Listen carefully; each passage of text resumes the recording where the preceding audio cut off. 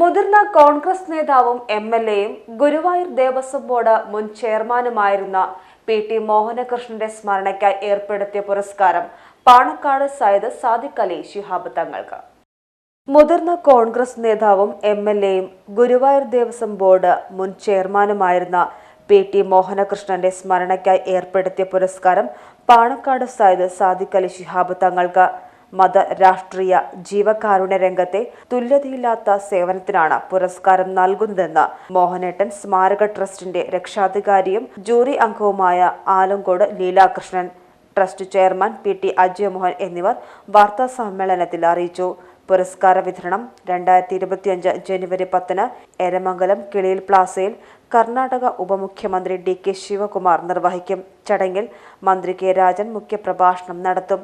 Trust രക്ഷാധികാരികളായ VM. Sudheeran അധ്യക്ഷനാകും. Ramesh Chennithala മുഖ്യാതിഥിയാകും.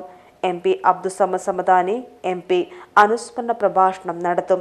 MK. Raghavan MP., പി.പി. Suneer MP. എന്നിവർ പങ്കെടുക്കും. മോഹനേട്ടൻ സ്മാരക മാധ്യമ അവാർഡിന് അർഹനായ ഏഷ്യാനെറ്റ് ന്യൂസിലെ പ്രശാന്ത് നിലമ്പൂരിനുള്ള പുരസ്കാരം ചടങ്ങിൽ സമർപ്പിക്കും. പി.ടി. മോഹനകൃഷ്ണൻ അനുസ്മരണ സമ്മേളനം 5ാം ചരമവാർഷിക അവാർഡ് വിതരണം നാളെ കൃത്യം 3 മണിക്ക് ബഹുമാന്യനായ കർണാടക ഉപമുഖ്യമന്ത്രി ഡി.കെ. ശിവകുമാർ ഉദ്ഘാടനം ചെയ്യും.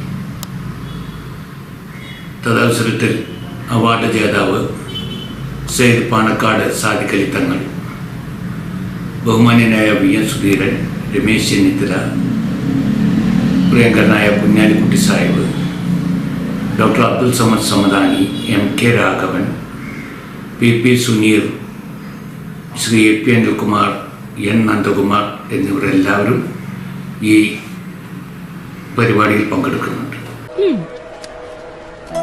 ടീച്ചറെ, ഇത് നമ്മുടെ ഫാമിലിയിലെ വെഡിങ് ഫെസ്റ്റിവൽ ആണ്. നമ്മുടെ ഫാമിലിയിലെ കല്യാണം. ഫാമിലിയിൽ കല്യാണമാണ്.